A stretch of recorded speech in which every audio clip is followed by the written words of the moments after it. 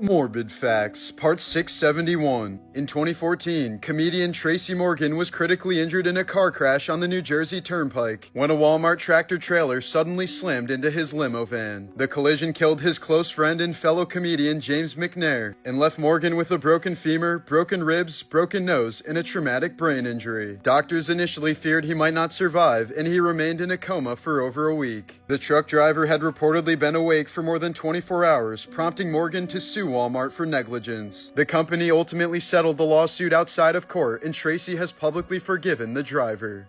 In 1980, a man named John Burgess, who had lost over $750,000 while gambling, attempted to extort money from Harvey's Resort Hotel in Nevada by planting one of the most sophisticated homemade bombs the FBI had ever seen. Disguised as a copy machine and weighing over 1,000 pounds, the device was placed on the second floor of the casino along with a ransom note demanding $3 million. The FBI evacuated the building and spent hours trying to disarm the bomb, but when they attempted to disable it using a controlled charge, the entire device detonated. The explosion damaged much of the building and caused over $18 million in damage, but miraculously no one was killed. Burgess was later arrested, convicted, and died while in prison. Morbid Facts, Part 670. While filming Black Panther and other Marvel movies, Chadwick Boseman was secretly undergoing intensive treatment for stage 3 colon cancer, enduring surgeries and constant chemotherapy between shoots. Even most of the cast and crew had no idea that Chadwick was sick. He kept his diagnosis completely private, sharing it only with a small circle of family, his producing partner, and a few close confidants. Despite the pain and exhaustion, Boseman still continued to visit children with cancer at St. Jude's Hospital. Many of the kids he visited passed away before Chadwick did, never knowing that their hero was also fighting the same battle.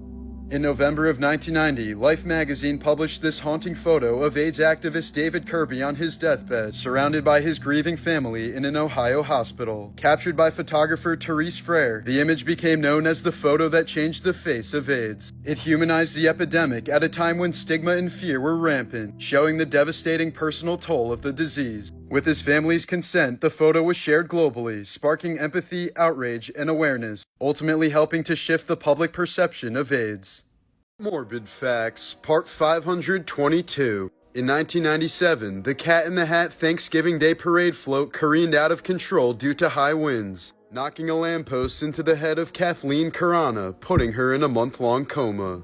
She sued Macy's and the city for $395 million and ended up settling for an undisclosed amount in 2001. Kathleen eventually purchased a nice New York City apartment with the settlement money, but just 5 years later, Yankees pitcher Cory Lidle crashed his plane into her building and the engine ended up in her bedroom. Luckily, the crash happened just minutes before Kathleen was due to arrive home, but Lidle and his flight instructor were both killed while 21 others in the building were injured. Adding to the weirdness of this story, the flight instructor's friend was also supposed to be on this flight but got stuck in traffic and told them to leave without him. So he managed to escape death until just 1 month later when he was killed in a separate plane crash.